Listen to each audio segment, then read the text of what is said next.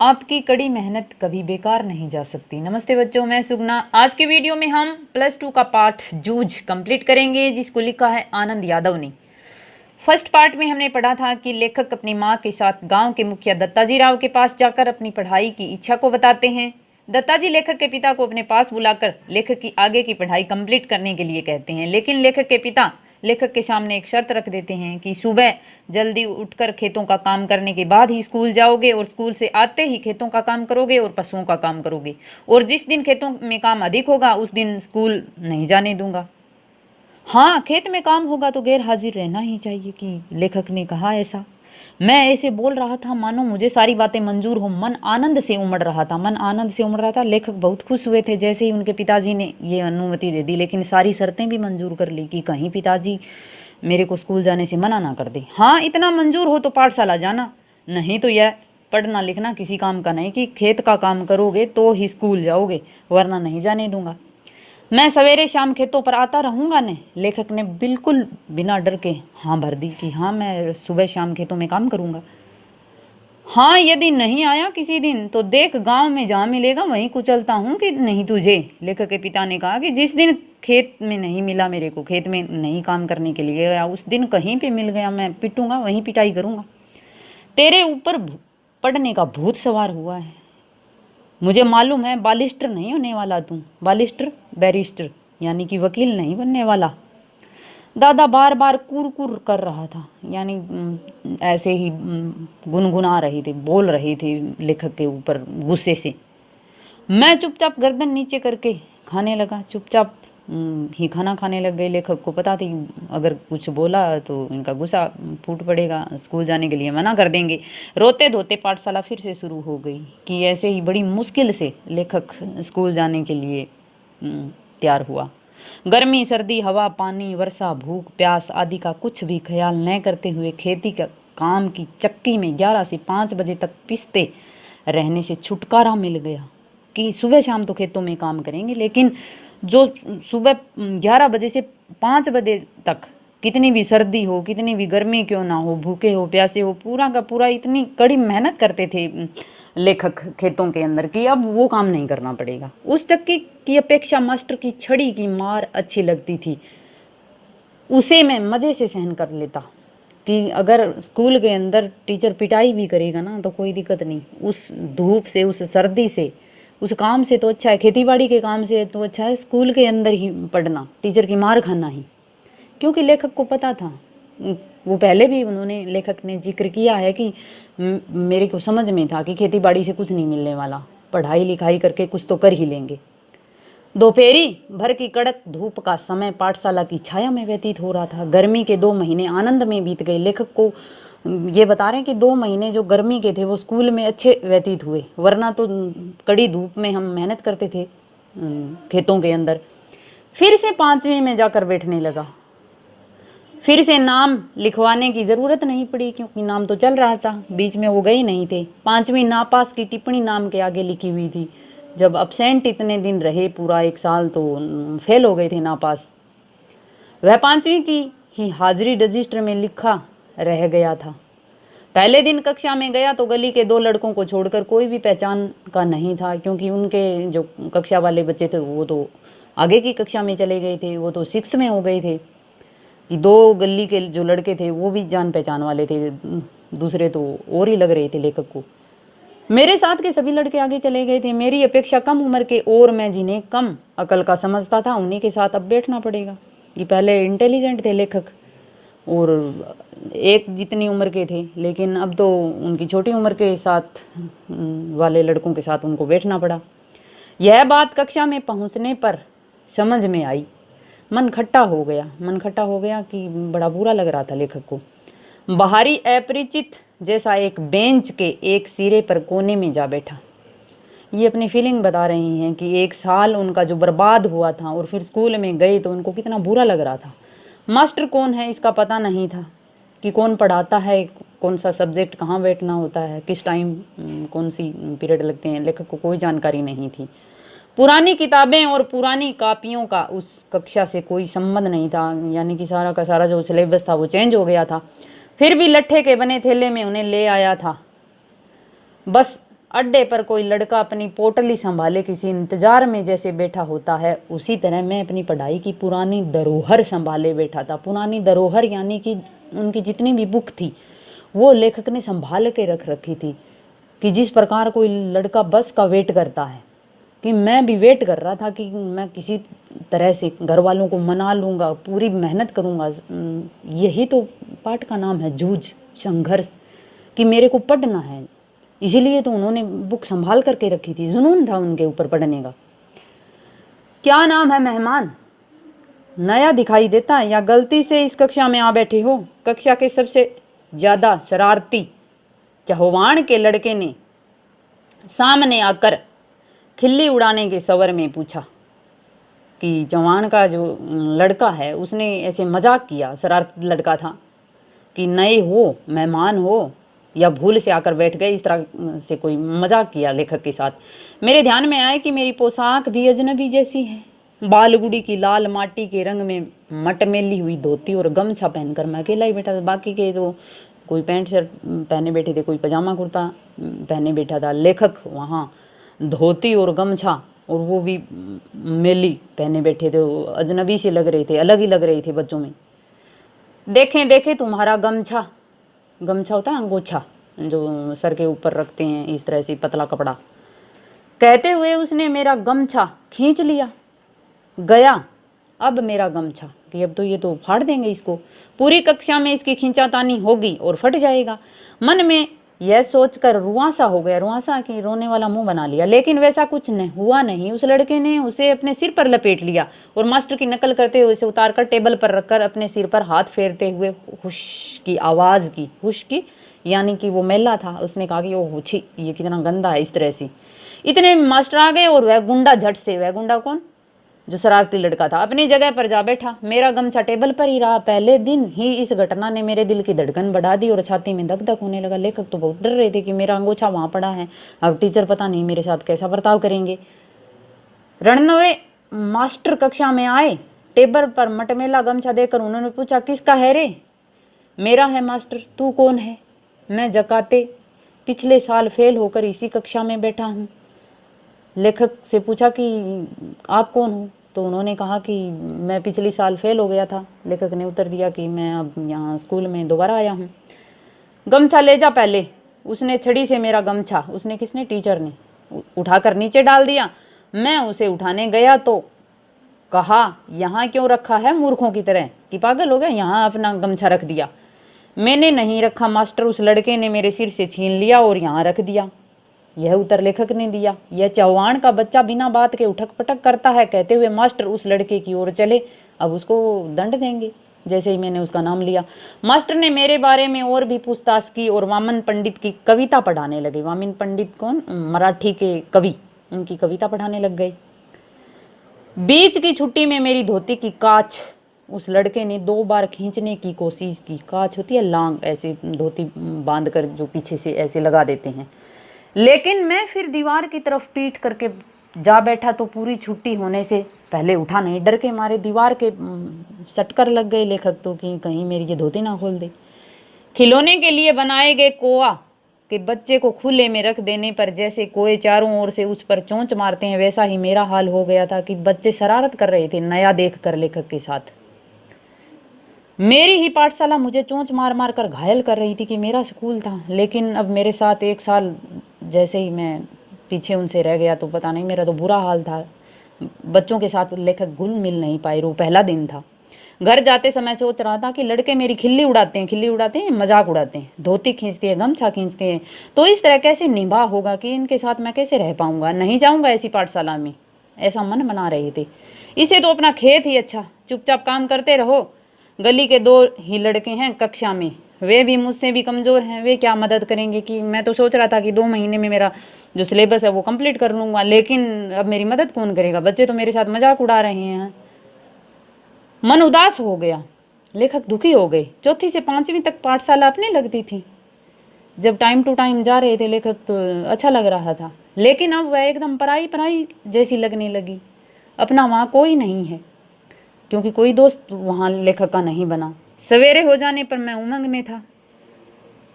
फिर से पाठशाला चला गया, लेकिन रात को भूल गए। फिर पढ़ाई का जुनून था लेखक के, तो फिर चले गए। माँ के पीछे पड़कर एक नई टोपी और 2 नाड़ी वाली चड्डी मेल खाऊ रंग की 8 दिन में ही मंगवा ली। नए कपड़े मंगवा लिए, चड्डी पहनकर पाठशाला में और धोती पहनकर खेत में जाना शुरू कर दिया। यानी कि लेखक बड़े समझदार थे, जो स्कूल की ड्रेस थी वो संभाल के रखते थे, खेत में जाते वक्त अपने दूसरे कपड़े पहनते थे। धीरे धीरे लड़कों से परिचय बढ़ गया, जान पहचान होने लग गई। मंत्री नामक मास्टर कक्षा अध्यापक के रूप में बीच में आए वे प्राय छड़ी का उपयोग नहीं करते थे, हाथ से गर्दन पकड़कर पीठ पर घुसा लगाते थे। इस तरह पिटाई करते थे वो बच्चों की। पीठ पर एक जोर का बैठते ही लड़का हुक भरने लग जाता, बच्चे रोने लग जाते थे। लड़कों के मन में उनकी दहशत, उनका डर बैठा हुआ था। इसके कारण उधम करने वाले लड़कों को प्राय मौका ही नहीं मिलता था कि जो उधम होता है शरारत करना, कि कोई उनके डर से कोई शरारत नहीं करता था। पढ़ने वाले लड़कों को शाबाशी मिलने लग गई। मंत्री मास्टर गणित पढ़ाते थे, एक आध सवाल गलत हो जाता तो उसे वे अपने पास बुलाकर समझा देते थे। इनकी कोई शरारत करता उसकी पिटाई करते, जो पढ़ते थे उनको शाबाशी देते थे, और कोई सवाल अगर गलत हो जाता तो उनको अच्छे ढंग से समझाते भी थे। एक आध लड़के की कोई मूर्खता दिखाई दी तो वे वहीं ठोंक देते थे, यानी कि वहीं पिटाई करते थे। इसलिए सभी का पसीना छूटने लगा, सभी बहुत डरते थे उनसे। सभी लड़के घर से ही पढ़ाई करके आने लगे, और वास्तव में सही बात भी लेखक बता रहे हैं कि टीचर के डर से भी बच्चे पढ़ते हैं, तो डर बना के भी तो बच्चों के ऊपर थोड़ा बहुत रखना पड़ता है, साथ साथ में प्यार के। बसंत पाटिल नाम का एक लड़का शरीर से दुबला पतला किंतु बड़ा होशियार था। एक लड़के के बारे में बता रहा है, क्या नाम है उसका, बसंत पाटिल की। दुबला पतला था शरीर से, इंटेलिजेंट था, उसके सवाल हमेशा सही निकलते थे, स्वभाव से शांत था, अच्छा स्वभाव था, हमेशा पढ़ने में लगा रहता था, पढ़ाई करता था हर वक्त।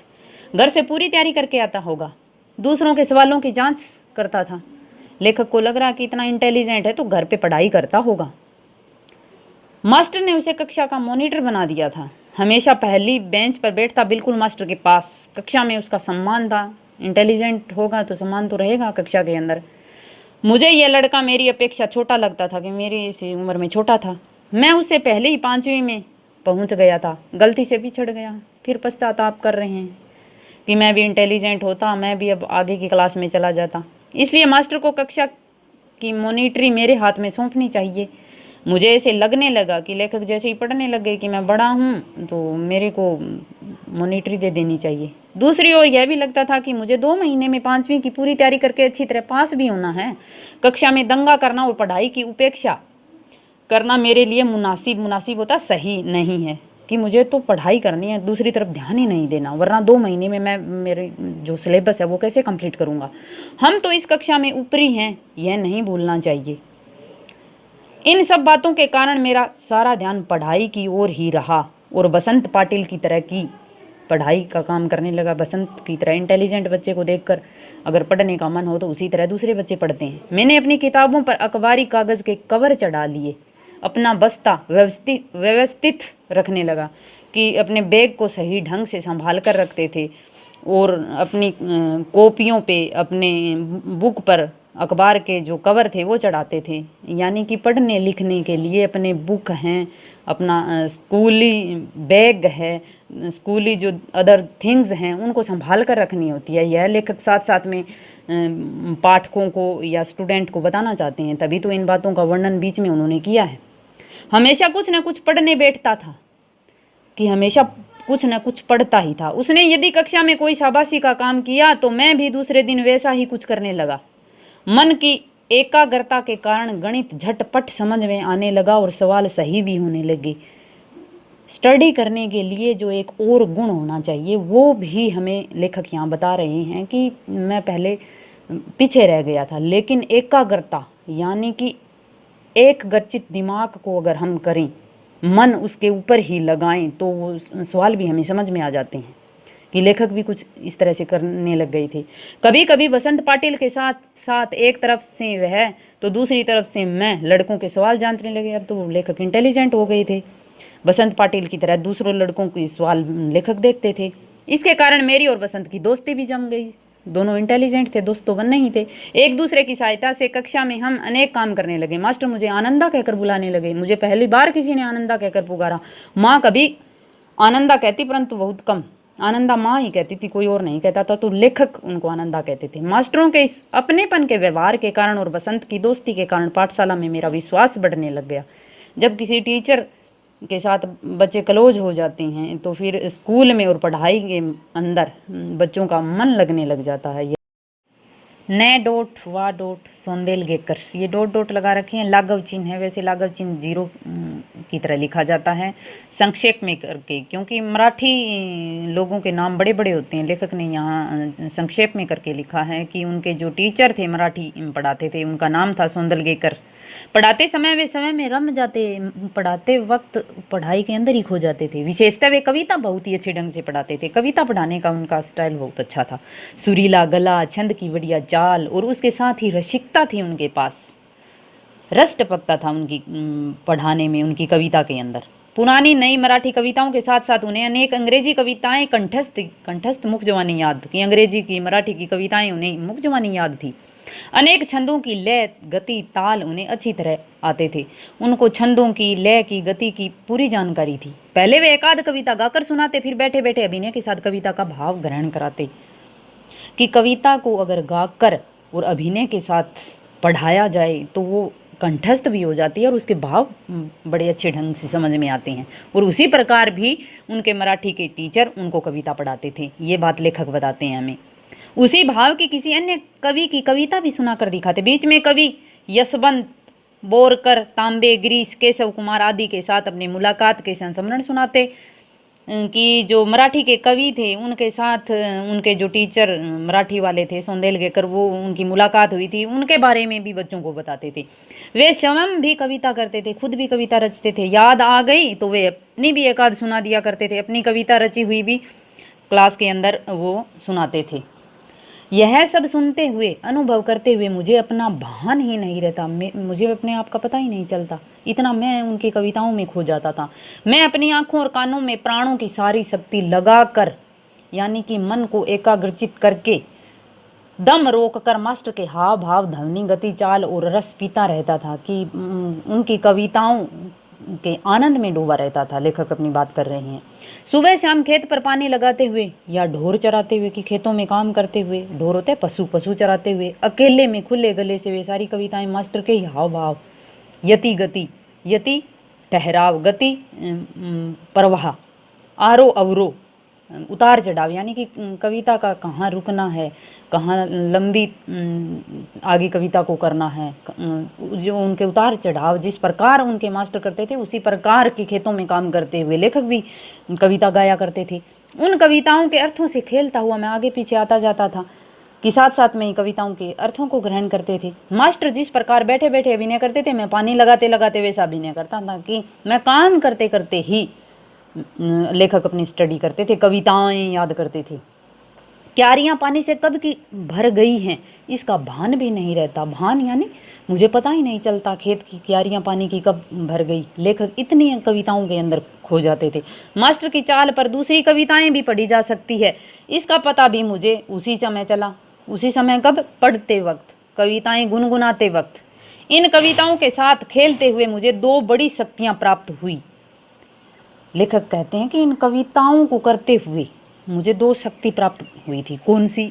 पहले ढोर चराते हुए, पानी लगाते हुए, दूसरे काम करते हुए अकेलापन बहुत खटकता था। लेखक कहते हैं कि मैं अकेला काम करता था तो मुझे बहुत उबाऊ महसूस होता था। किसी के साथ बोलते हुए, गपशप करते हुए, हंसी मजाक करते हुए काम करना अच्छा लगता था। हमेशा कोई न कोई साथ में होना चाहिए ऐसा लगता था कि मैं किसी का साथ पाना चाहता था, कि अकेले में रहना मुझे अच्छा नहीं लगता था पहले। लेकिन जैसे ही टीचर के साथ मैं कविताएं गाने की जो शुरुआत मैंने की, अब अकेलेपन से कोई ऊब नहीं होती थी। मैं अपने आप से ही खेलने लगा, यानी कि अपने आप से ही मैं कविताएं गाने लगा, कविताओं की सुर लय ताल सीखने लगा। उल्टा अब तो ऐसे लगने लगा कि जितना अकेला रहूं उतना ही अच्छा है, कि अकेला रहना मेरे को अच्छा लगने लगा। एक शक्ति तो लेखक को ये प्राप्त हुई।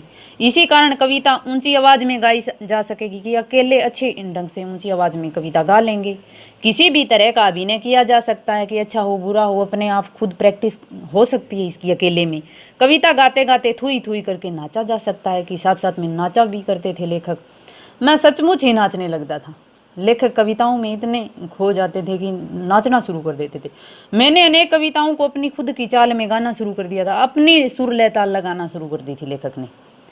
अनंत काणेकर की कविता, जिसकी पहली पंक्ति इस प्रकार है, चांद रात बस रीते पांडरी गाया धरणीवरी, ये मराठी की कविता है, को मैंने मास्टर की चाल से अलग अपनी चाल में बिठाकर गाई कि उनके मास्टर अलग तरह से गाते थे और लेखक ने उसको अलग ही सुर लय ताल में गाना शुरू कर दिया था। यह चाल एक सिनेमा के गाने पर आ रही थी कि सिनेमा के जो गाने होते हैं उनके गाने पे उनकी धुन बना ली थी लेखक ने। केशव करणी जाति नामक छंद में था, मराठी का छंद है ये मशहूर, कि उस छंद में थी यह। उस कविता को मैं मास्टर की अपेक्षा ज़्यादा अभिनय के साथ गाता था, कि मैं उसके अंदर ज़्यादा अभिनय करता था, चेहरे पर कविता के भाव पैदा करने का प्रयत्न करता था। मास्टर को मेरा प्रयत्न इतना अच्छा लगा कि उन्होंने छठी सातवीं कक्षा के सभी लड़कों के सामने मुझे बुलाकर गवाया, कि वो भी इम्प्रेस हो गए थे मेरी कविता से। वो सभी 7वीं की 8वीं की जो कक्षाएं के जो बच्चे थे उनके सामने मेरे को वहाँ बुलाते थे कविता गाने के लिए। पाठशाला के एक समारोह में भी उसे गवाया, कि पाठशाला के अंदर कोई समारोह हुआ उसके अंदर भी मेरे से कविता गवाई। इसके कारण मुझे लगा कि मेरे कुछ नए पंख निकल आए। नए पंख निकल आना यानी कि उम्मीद जाग गई थी कि मैं कुछ कर सकता हूँ इसके अंदर। मास्टर स्वयं कविता करते थे, उनके मराठी कवियों के काव्य संग्रह उनके घर में थे, स्वयं कविता रचते थे, काव्य संग्रह भी उनके घर पे थे। वे उन कवियों के चरित्र और उनके संस्मरण बताया करते थे।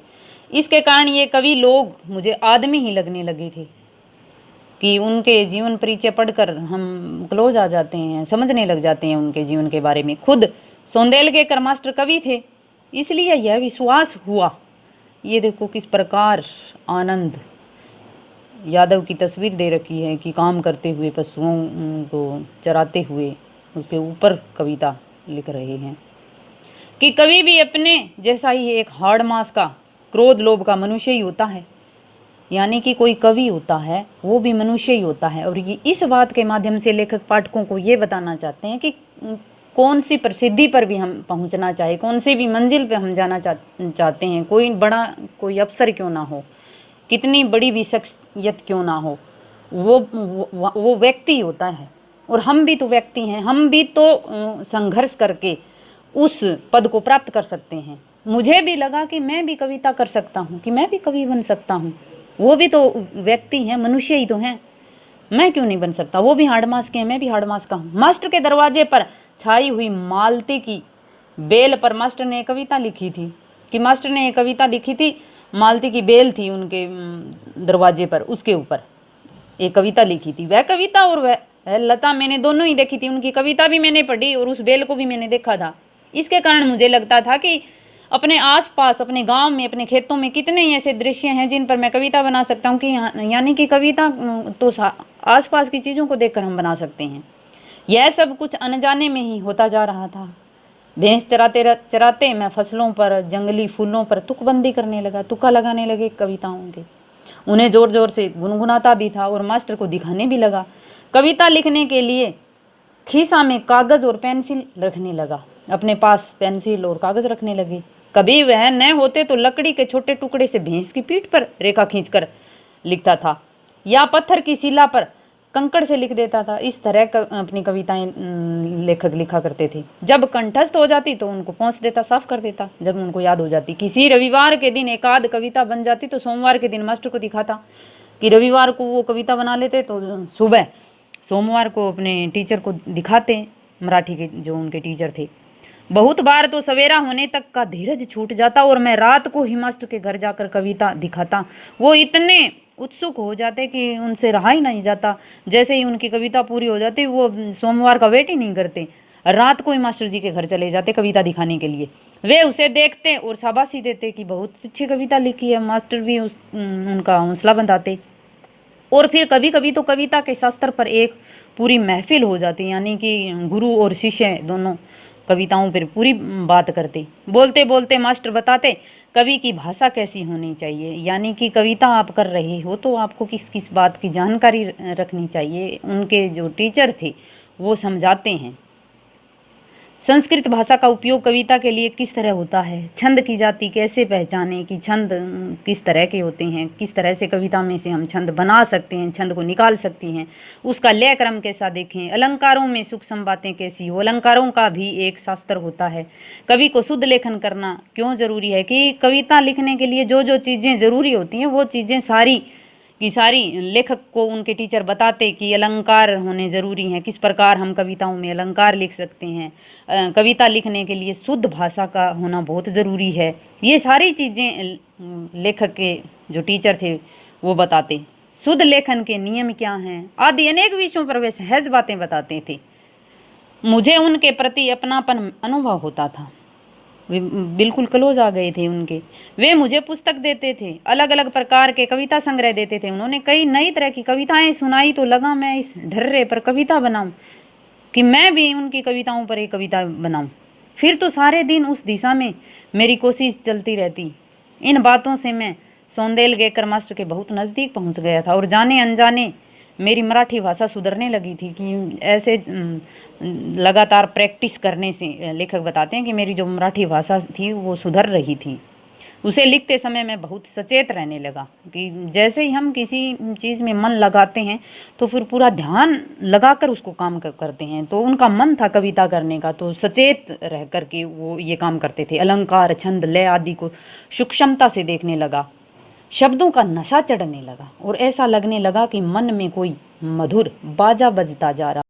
शब्दों का नशा चढ़ना यानी किसी चीज़ को लेकर उसका जुनून पैदा होना, मधुर बाजा बजना यानी पूरा मन लगाना। लेखक बताते हैं कि अगर हम किसी चीज़ को पाना चाहते हैं तो अगर हम पूरी लगन के साथ संघर्ष करते हैं, अपना मन उसमें लगा देते हैं, जुनून पैदा कर लेते हैं, तो वह चीज़ हमें हासिल हो ही जाती है।